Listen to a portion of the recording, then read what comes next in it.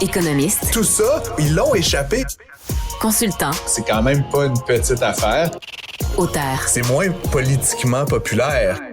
Francis Gosselin, pour savoir et comprendre l'économie. Bonjour Francis. Salut Mario.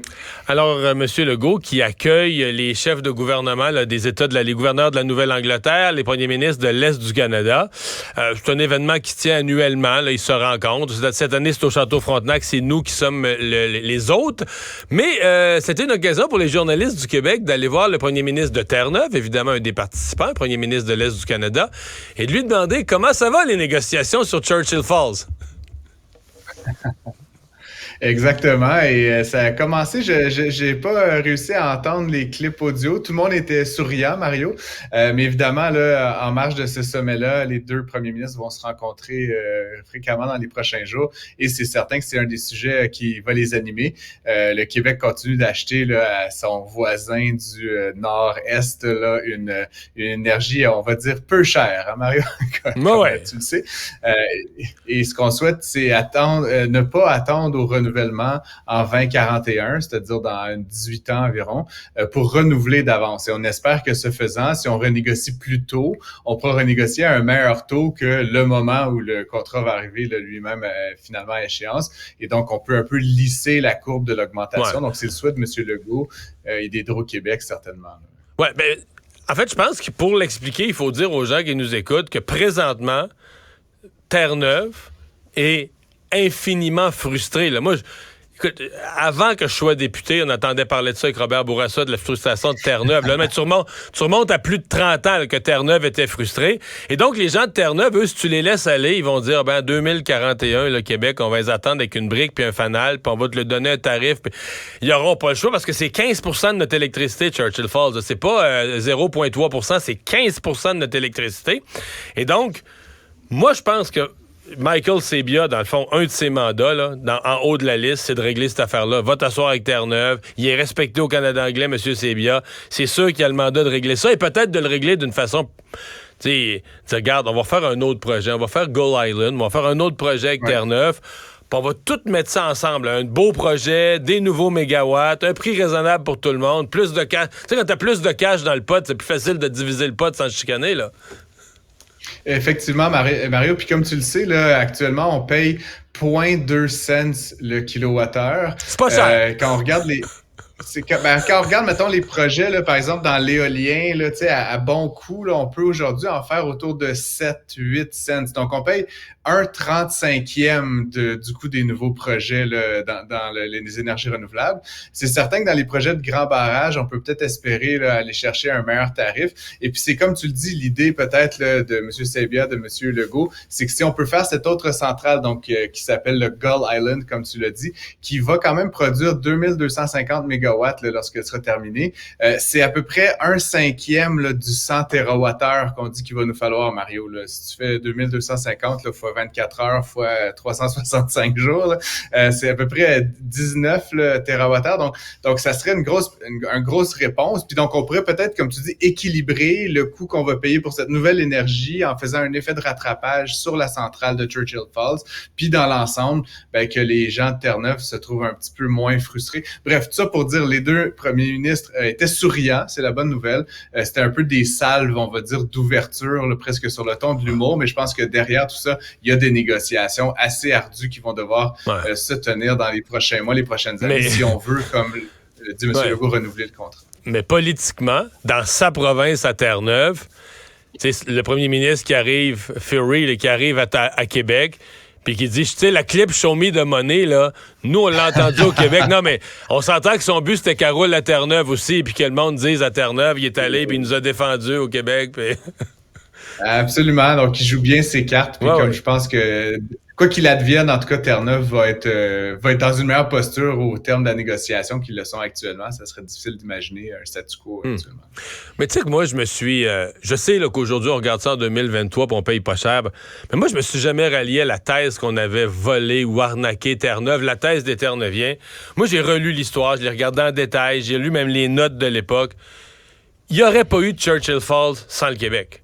Tu vois, il n'y aurait pas eu de Churchill Falls sans la compétence, la connaissance. Hey, tu construis pas ça comme un cabanon, là. Tu comprends? Un barrage, les turbines, les lignes de transmission. Et le Québec payait pas cher, mais s'engageait à tout acheter. Il disait, regarde, tu resteras pas pogné avec l'électricité pas vendue. Nous autres, là, on t'aide, on te fournit la technologie, on rend possible ton projet, puis on te garantit qu'on achète tout. En échange, voici le prix. Je conviens que le prix est bas. Au début, ça avait, en 1970, 71, 72, le prix, c'était pas si pire que ça, là, tu sais. Mais c'est sûr, quand tu signes un contrat de quasiment un siècle, ben là, ça se peut qu'à la fin du contrat, tu regardes le prix et tu dis, voyons, ça n'a pas de bon sens. Non, puis Mario, si les négociateurs de la partie Terre-Neuvienne m'avaient appelé, je leur ai expliqué que généralement, un contrat à terme, sur une très longue période comme ça, tu ne fais pas baisser le prix avec le temps qui passe, ce qui est arrivé. Au contraire, limite, on l'indexe à l'inflation, tu sais, Mario. Donc, c'est ce qui est particulier. Comme tu dis, un cinquième de cent, c'était peut-être intéressant il y a 50 ans. Aujourd'hui, avec les coûts d'énergie, c'est sûr que c'est ridicule. Ça a comme pas rapport. Puis, effectivement, je pense pas que personne veut... je pense que tout le monde souhaite que ça se règle. Et c'est donc bien de voir que les deux premiers ministres là, ont adopté plutôt le ton de l'humour pour la journée. Mais comme je dis, le plus difficile reste à venir de part et d'autre. Concluons le sujet en écoutant M. Furry. Hearing suggestions, we're at the table, and we'd like to see what Mr. Legault has to offer.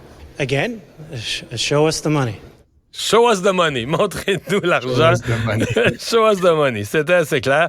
Bon, qu'est-ce qui se passe au Québec? On est un peu moins que le quart de la population du Canada et on a 60% de toutes les faillites au pays. Mais c'est comme... je voyais Pierre Fitzgibbon dire, ouais, mais c'était pas comme ça avant. C'est comme un phénomène, le post-pandémie qui arrive tout à coup. On a un gros flot de faillites au Québec. Comment tu le comprends, toi?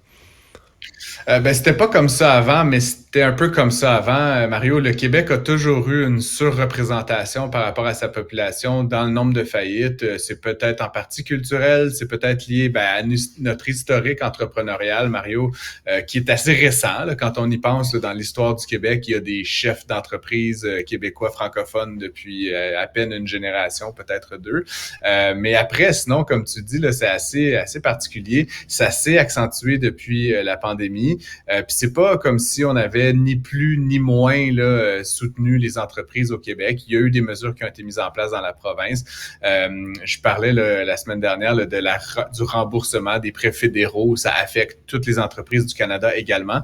Chose certaine, en tout cas, c'est qu'il y a un très grand nombre d'entreprises là, qui sont passées sous la trappe au Québec dans les derniers mois.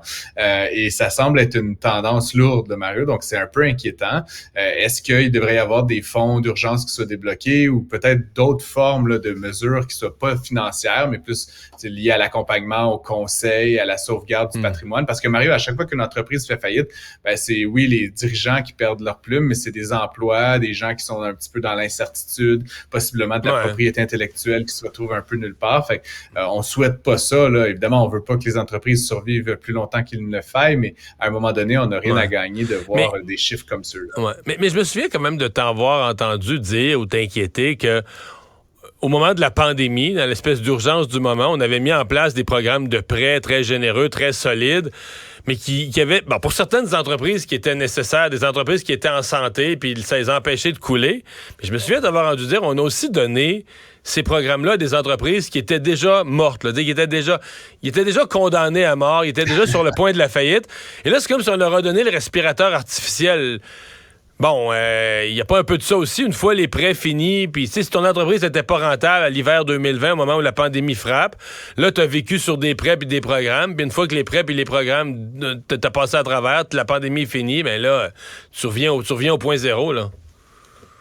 Absolument, Mario. La question qui se pose, c'est pourquoi est-ce que c'est les entreprises, les PME québécoises qui seraient plus touchées par ça? Parce que ces mesures-là dont on parle, puis je me rappelle bien d'avoir dit ça, Mario, mais c'était pan-canadien, cette situation-là, qu'on donnait 75% de subventions sur la main-d'œuvre, qu'on donnait des prêts d'urgence de 60 000.